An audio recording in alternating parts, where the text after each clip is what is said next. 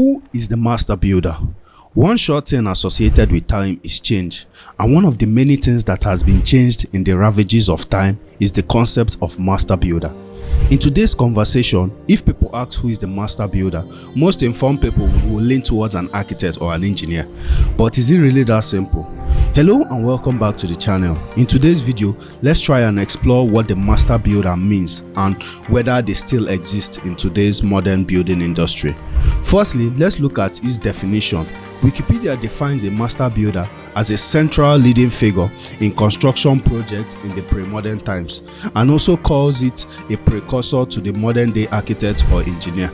During the Renaissance period, a master builder was known for the following tasks, including the designing of the structure, comprehending the plans, allocating materials needed for the execution of the project, executing and supervising the project's construction. But what happened to this professional?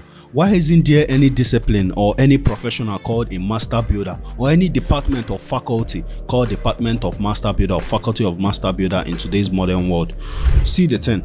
Over time, as knowledge and technology improved, the complexity of the processes involved in mega projects evolved to a point no single individual could make all the decisions regarding all the micro processes. Maybe someone like, let's say, a project manager guides the processes, but the project manager still doesn't make all the micro decisions pertaining to the individual processes. You can't see a project manager making design decisions for the architect or making structural decisions for the structural engineer. It doesn't happen. During the Renaissance, names like Leon Battista Alberti and Leonardo da Vinci always pushed the notion that a single man can do almost all things. Let's look at Leon Battista Alberti. He was a humanist author, an artist, a master builder, a poet, a priest, a linguist, a philosopher, and a cryptographer. All this in one single man. You could say this is a single man library. If you bring that to today's academic and professional standard, it will take a lifetime to achieve all these professions and all this level of education, and there won't even be time left to utilize them. That is, if you bring it to today's modern context. Or let's even take a look at Leonardo da Vinci. He was a painter, a draftsman, an anatomist, an engineer, a scientist, a theorist, and an architect. So someone like Leonardo da Vinci made a lot of contributions to different fields, including medicine, including architecture, including artists and paintings. So you could see that this is still an insane stack. The point of using these two individuals is just to show the differences in times, like how different the past was with now. You can't see anybody carrying all these kind of professionals, or you rarely see someone like that. And there weren't much regulations controlling these professionals, so you may not even be able to call it a profession because it's not really guided by any regulatory body as of then, at least to my knowledge now, because most of their education during that time was informal for the most part, and they learnt it more of a trade. Like, they will be under someone and they will learn, okay, I'm under this renowned architect and I'm learning under him, so after some years I'll now start handling my own project. That is how it was there. So look, I'm not saying that professional regulation is a bad thing in any way, because professional regulations helps to reduce irregularities in the building industry, so they are absolutely necessary.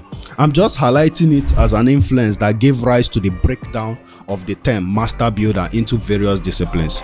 Something similar happened in the medical field, from the likes of Hippocrates in the ancient Greece, who were like primal physicians. As the information and technology in the medical field expanded, it broke down into several other disciplines like dentistry, physiotherapist, and much more that we see today. The similarity is that all these disciplines stemmed out from a broader vague discipline, but as time went on, factors such as availability of knowledge, improvement of technology, and complexity of the processes kind of led rise to the breakdown of these disciplines into various other smaller disciplines. So with the factors causing this out of the way, who in our modern society is the master builder? For this, I'm going to be nominating 3 professionals to look at their roles in the building industry and deduce which of these professionals is the closest to the ancient master builder. Firstly, let's look at the project manager. According to Wikipedia, a project manager is a professional who has the responsibility of planning, procurement, and execution of a project. Project managers are said to be the client's representative and are the point of contact if issues arise in the project. Next, let's look at the civil engineer. According to Britannica Encyclopedia, a civil engineer is a professional known for designing and executing structural works to serve the public, such as dams, bridges, aqueducts, canals, highways, power plants, sewage system, and other kind of structural works. So that is even another broader field, because it involves designing and execution, which still takes a lot of process. So keep that in mind. So lastly, let's look at the architect, where the Architects Registration Council of Nigeria, ARCON, defines architecture as the art and science, in theory and in practice, of design, erection, commissioning, maintenance and management, and coordination of all allied professional input thereto of buildings or part thereof. That is a long definition, but you should see how many rules they kind of try to include in this definition. We could see from all these definitions, especially with the architects and civil engineers, there are aspects of designing and execution ingrained within the scope of their profession. And these days, these professional boundaries are beginning to break as more disciplines keep emerging, like BIM, software engineering, and other related disciplinary to the building industry.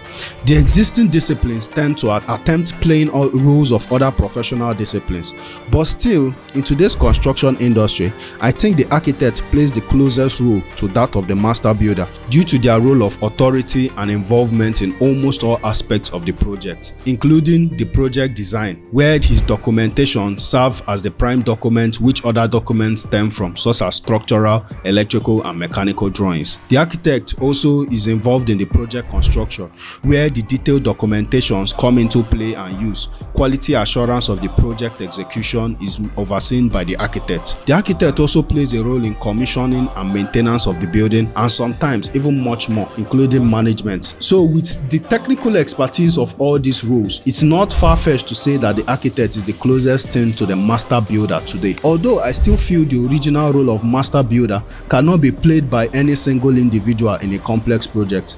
So if you think this is just me being biased as an architect, tell me down in the comment section. Don't forget to hit the like button, subscribe to this channel, and share with your friends. Also hit the notification bell, because we do this on a weekly basis. And thank you, and have a wonderful day.